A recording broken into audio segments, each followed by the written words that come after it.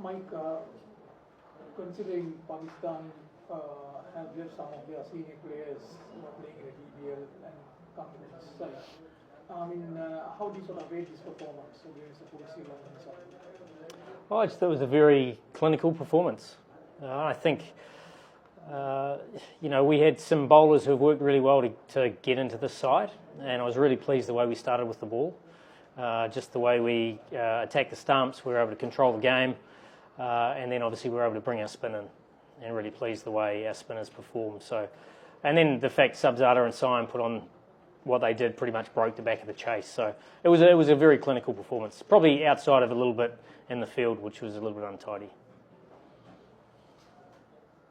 Coach, the fact that you'll be playing all your World Cup games in Sri Lanka, in that sense, how important is this series? Look, we obviously don't play in Dambulla, and we understand that every pitch is different, but I think the types of grass, the types of clay where the ball holds is important and quite different than Pakistan, where the ball skids a little bit more. So the fact that a number of our players will get the opportunity to play against a very good Sri Lankan spin bowling attack from a batting point of view is going to be a real challenge, and one that we're looking forward to. And that's why we probably promoted a few of our guys who might bat a little bit lower, but they got some good exposure today.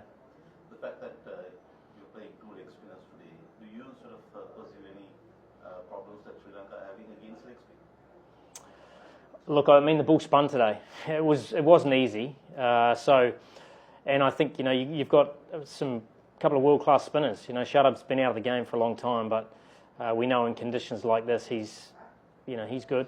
And I think it was difficult. They tried to put Shadab off his length early, and he knew they were going to sweep, so he went underneath the bat. So it was a pretty smart bowling.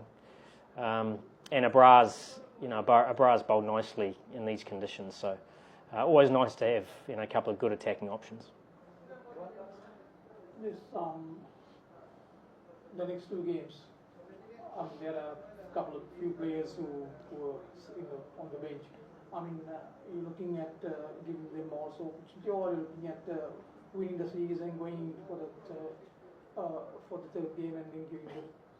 It is a balance. Obviously with Naseem over here, he's been in great form as well. So it was an opportunity for Naseem and Usman Tariq to have a rest, having played quite a bit, and nice for us to get Mirza and Wasim Jr. into the game. So we would like to mix that up a little bit. And from a batting point of view, we've got a couple of exciting batters, in Abdul Samad and Khawaja Nafi, who's a backup keeper here. So, he could well get an opportunity to keep, just to, give him a little bit of exposure. And Abdul Samad would have played the tri-series, if he hadn't got injured. So it'd be nice to get him a game or two as well. Coach, Pakistan has plenty of good paces, but we can see in the recent matches, spinners are dominating the 7th over to 18th over in the middle 12 overs.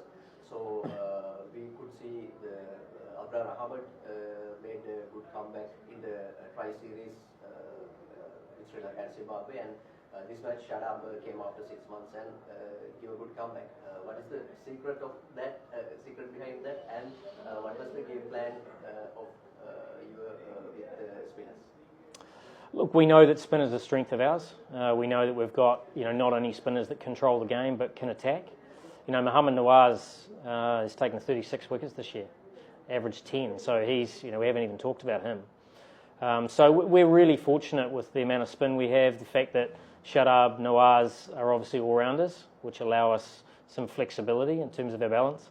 And you didn't even see Saim Ayub today, who's number 1 ranked all-rounder in the world. And a lot of that's because he's bowled so nicely. So, we've spent the last 6 months to get all of those guys bowling well, and then ultimately we've got some tough choices to make. But we probably think more about the squad rather than individuals. So you have some of your top batters, experienced batters, not playing this series. So how do you sort of going to, for the World Cup, balance things when they come back and these younger players perform well? Is it going to be a tough challenge for you all to bring the experienced batters in as well as try to Yeah, I mean, the only batter that is not here is Bubba Azam, who's been involved in our T20 the last 6 to 8 months. So outside of that, this is the group that we have, and obviously Bubba will slot back in where we need him, and he provides a contrast to our batting group. We've got a lot of stroke players, and Bubba's probably a little bit of that glue that with his technique that brings everybody together. So we obviously are missing him here, but that provides those opportunities for players that might not necessarily be in the 11, but they could be in the 15, or they could be a backup. So those are things that we're working on.